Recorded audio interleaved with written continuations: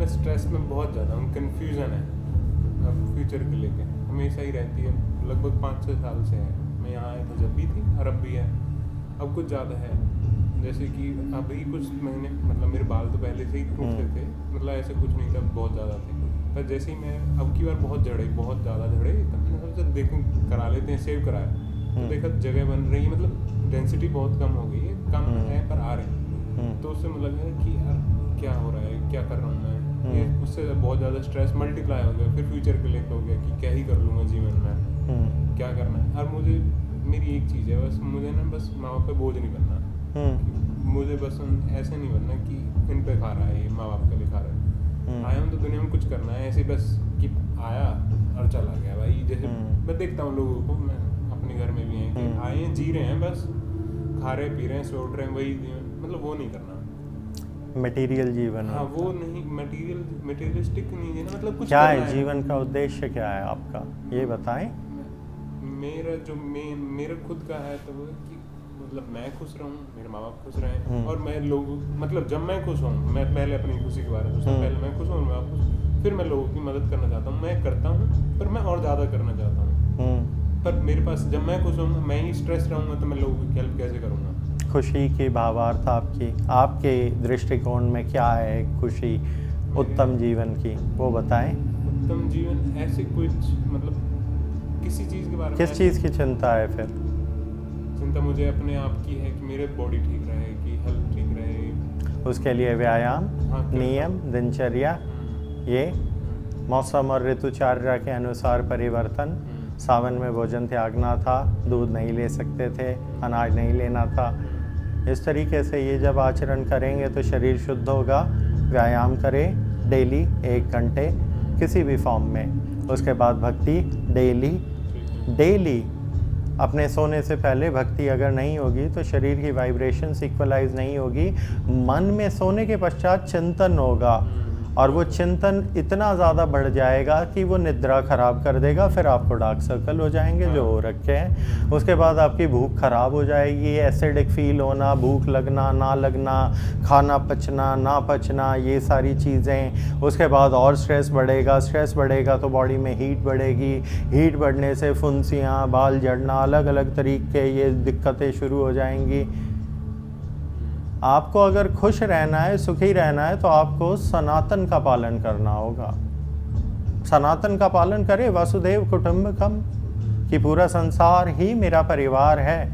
तो आप जब अपने माँ बाप को खुश रख लें तो उसके पश्चात जितना भी सामर्थ्य है, कोशिश ये हो कि दूसरे माँ बापों को भी खुश रखा जाए। इस तरीके से ये पूरा संसार ही आपका परिवार है।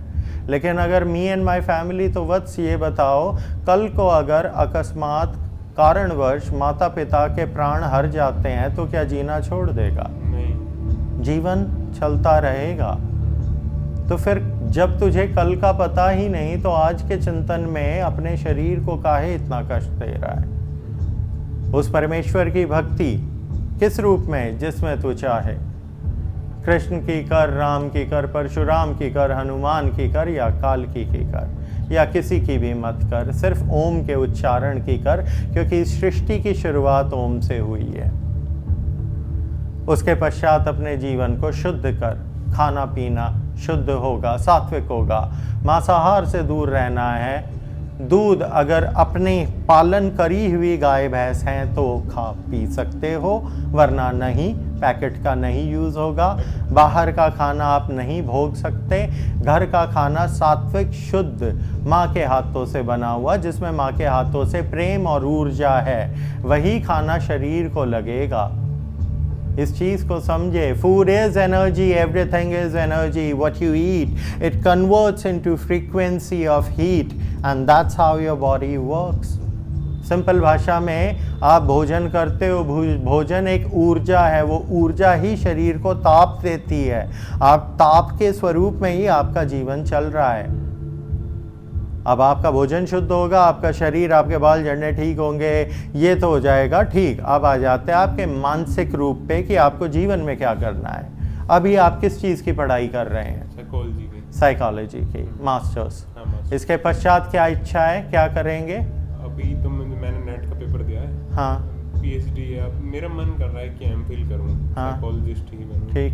क्योंकि मतलब मैं मटेरियलिस्टिक हाँ। सोचता हूँ कि 2 साल करके एक लाइसेंस होगा अपने पास, तो उससे अपना काम कर सकते हैं, हाँ। अपनी ट्राई कर सकते हैं। पीएचडी में ऐसा होगा कि 5 साल पढ़ाई करनी पड़ेगी, मतलब लंबा टाइम है, क्योंकि वो होता ही है ना, फैमिली है कि शादी भी करनी है घर वालों को, तो फाइनेंशियली स्टेबल भी होना है लाइफ, तो वो साइकोलॉजी क्या है? मनोविज्ञान, जो ह्यूमन बिहेवियर को समझना। इसको वेदों में अगर किसी ने समझना है तो क्या पढ़ेगा वो? गीता में ज़्यादा बड़ा है। उपनिषद। उपनिषद। उपनिषद क्या है? गुरु शिष्य की वार्ता, परमेश्वर को जानने की, गुरु गुरु की वार्ता, शास्त्रार्थ के रूप में सत्य को जान पाने की। जो सत्य को जान लेगा वो मानव के विज्ञान को जान लेगा, सनातन को। तभी तो समझ पाओगे कि सामने वाले ने क्या सोच के बलात्कार करा, क्या सोच के छल करा, कपट करा, स्वार्थ, every emotion, understanding it, and then using your skill set to make a future in today's time is not a big deal. You have this weapon, use it wisely. Internet, get going. In 2 years, you'll have a perfect fan following. Use your knowledge, use your experience, sanatanize everyone, and then you will get a earning based on your hard work.